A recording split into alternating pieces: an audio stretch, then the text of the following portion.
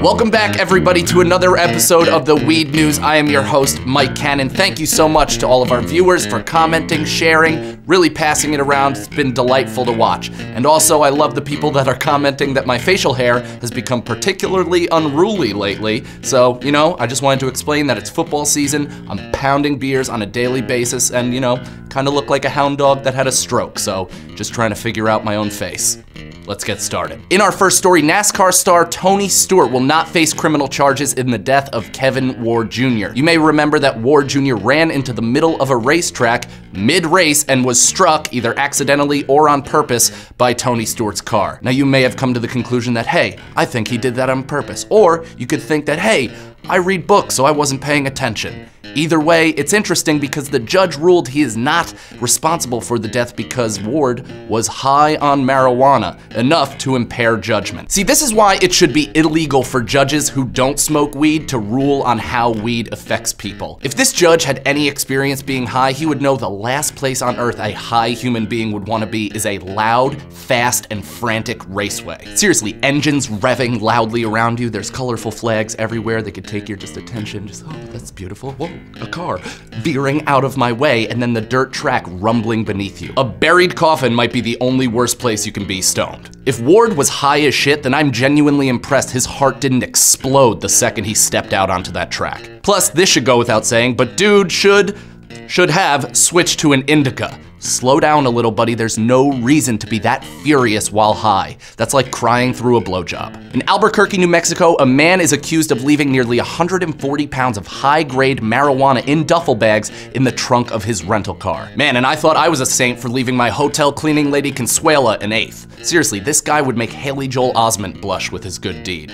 And I know nobody's gonna get that reference because Pay It Forward was a horrible shit movie. The employees who found the bags of piff immediately called Homeland Security because apparently they don't know how to handle good luck. If I found 140 pounds of weed, first I would have to change my panties. Then I would immediately go home and Scrooge McDuck dive into all of my newfound fortune. In an equally bonerific move, the forgetful smuggler returned to his car to retrieve his forgotten bag. He was immediately arrested, so now he's either gonna end up dead or in police protective custody after rolling over on his supplier. But right, hey, let's keep this illegal still, and you know, seems to be working out for all those involved. And now for my favorite segment of the week, Toker Tech. I want to turn into a robot somehow. This week, I will be reviewing RooR Bongs.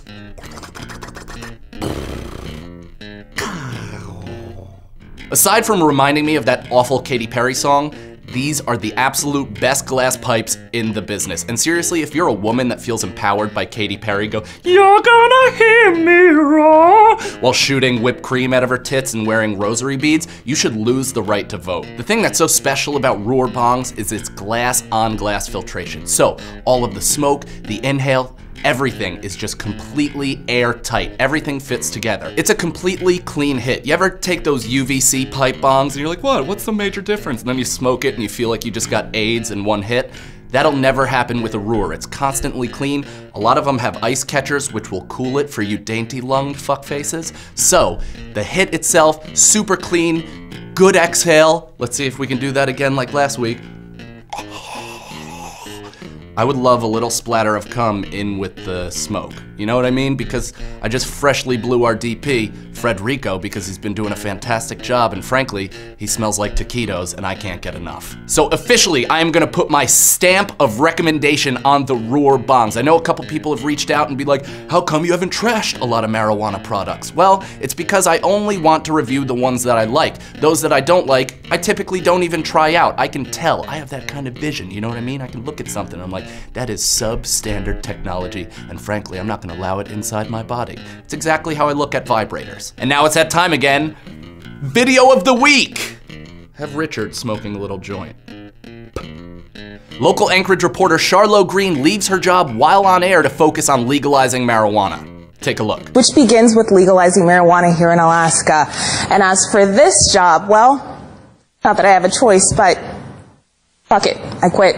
Finally, a member of the Greene family that didn't rape somebody. I obviously think this is awesome. Everybody wants that Jerry Maguire moment where you tell your condescending, borderline retarded boss to go fuck themselves. But hey, not many of us are lucky enough to have that recorded and put on live TV. So Charlo, here's to you, kid. Like I said, this is incredible, but let me go out on a limb here and say that the people posting this on Facebook are fucking phonies. Everybody's like, this is so amazing, check this girl out, and then they return to their job that they hate and make no money for. How am I gonna pay off my student loans? Oh, it doesn't matter, I'll just drone away in a slave-induced environment while I just, make borderline money and try to pay my rent. This video should be inspirational. It shouldn't just scratch your itch of anarchy and then you go back to your job where you do your boss's laundry and work 70 hours a week. Oh, what is it, a Sunday and I'm in the middle of brunch with my girlfriend who I haven't seen in a month? Well, yeah, boss man, I'll be right there to wipe and clean your tits. That was a real call. I didn't mind that one. I actually didn't like the filing. Cleaning underneath his sweaty old Jew boobs, I actually like that. What's interesting to me is that there's already a media spin on this. Charlo has already been threatened with eviction from her building because neighbors are complaining about an ever-present waft of pot smoke. There's children around, they don't want to affect the pets, they don't know how their little kitty cat is gonna breathe. Listen, I don't know what Charlo's smoking habits are. Frankly, she could be an irresponsible pot smoker, but if this isn't a see-through attempt to demonize pot and this woman who just bravely quit her job on live TV, I don't know what is. Guys, thank you so much for watching yet another episode of the Weed News. We are super fired up to be back. Frederico is doing a bang-up job. I swear to God, this guy glistens like Enrique Iglesias. Still doesn't look like he knows how to use that camera, which is weird because he wrote he had 4 years of experience on his resume, but then again, it was written on tortilla shell, so I don't know why we accepted it in the first place. Again, please remember to subscribe to the Weed News. It's off more to the right. I know I've been pointing down, but that's just to gesticulate towards my penis so you don't forget that I'm a man. Also, follow me on Twitter at I am Mike Cannon. Always uncomfortable to say, but please throw any of your questions, your reviews, your absolute insults apparently at me directly and I will get back to you as soon as possible. Also, please listen to my podcast called Deep Inside the Rabbit Hole. Again, we discuss conspiracy, corruption, expansion of consciousness. We just talked a lot about ayahuasca, out-of-body experiences, and mushroom trips. So I think some of that stuff you guys are really gonna jump on board with. Thanks so much for watching again, and Frederico, please warn me ahead of time when I have a clear view of sour cream all over my face. Regardless, see you next week. Hasta luego. I'm learning.